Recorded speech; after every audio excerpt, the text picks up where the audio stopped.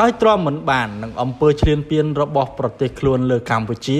បុគ្គលលេចធ្លោថៃជាបន្តបន្ទាប់បានចេញមុខអំពាវនាវឲ្យមានសន្តិភាពបញ្ឈប់ការធ្វើសង្គ្រាមបង្ហូរឈាមសម្លាប់មនុស្សជាបន្តទៀតការអំពាវនាវចុងក្រោយបំផុតគឺចេញពីមាត់សកម្មជនសង្គមនិងនយោបាយដ៏លេចធ្លោគឺលោកសម្បត្តិប៊ូណាមអាណុងដែលសុំឲ្យកម្ពុជានិងថៃមានសន្តិភាពបញ្ចប់សង្គ្រាមតាមរយៈសារបង្ហោះលើ Facebook កាលពីថ្ងៃពុធទី17ខែធ្នូឆ្នាំ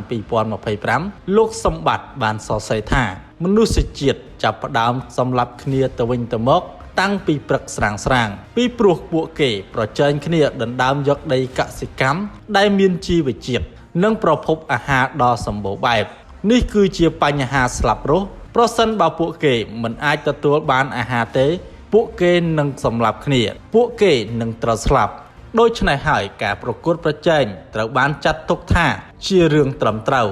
ដោយការស្លាប់ដោយសារការអត់ឃ្លានគឺជាតម្លៃនៃការមិនចូលរួមប្រកួតប្រជែងហើយប្រសិនបើពួកគេចាញ់ការប្រកួតពួកគេនឹងត្រូវស្លាប់ដោយភាគីម្ខាងទៀតតើបច្ចុប្បន្ននេះយើងត្រូវប្រកួតប្រជែងគ្នាដើម្បីអ្វីហើយដើម្បីហេតុផលអ្វីខ្លះតើយើងមានហេតុផលដែលវិសេសវិសាលជាងមនុស្សសម័យបុរាណដែលប្រើត្រឹមតែសភាវគតិដើម្បីធ្វើការសម្រេចចិត្តដែរឬទេឬមួយយើងមានអរិយធម៌ខ្លាំងពេករហូតដល់យើងអាចបង្កើតហេតុផលរាប់មិនអស់សម្រាប់ការប្រកួតប្រជែងនិងការសម្លាប់គ្នាមុននេះដែរសូម្បីតែកញ្ញាថៃឆ្នាំ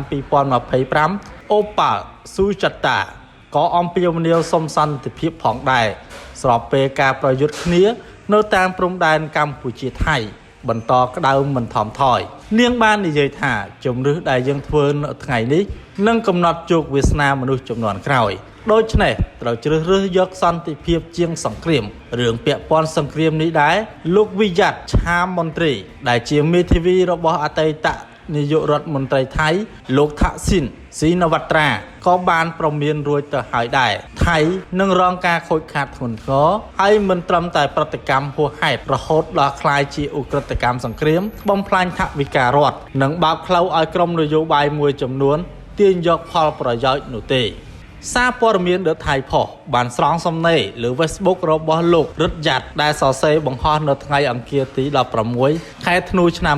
2025ថាជំនួសនេះអាចបណ្ដាលឲ្យមានការខូចខាតដែលមិនសមហេតុផលនិងហួសហេតុចំពោះប្រទេសជាតិផ្ទាល់និងអ្នកជិតខាងអ្វីដែលនឹងកើតឡើងតាមក្រោយគឺឧក្រិដ្ឋកម្មសង្គ្រាមនិងការចំណាយថវិកាដ៏ច្រើនសន្ធឹកសន្ធាប់ទោះបីជាប្រទេសជាតិនិងប្រជាជនថៃភាគច្រើនកំពុងជួបការលំបាកស្រាប់ទៅហើយយ៉ាងណាក្តី